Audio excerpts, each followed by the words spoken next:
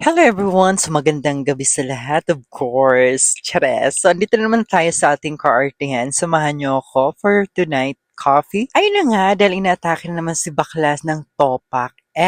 So ito napakapit tayong wala sa oras para makapag-imot-imot lang. So nandito nga pala tayo napadaan sa tram of Pasig. Napaka-convenient lang to going to my home kasi one way lang siya.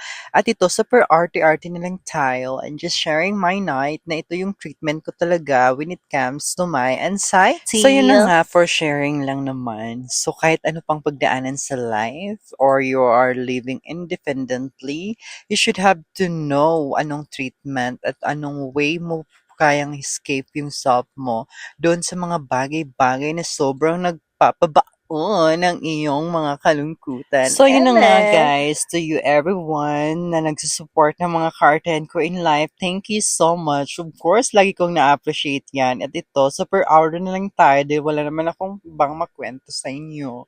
So, thank you so much for watching and supporting my video.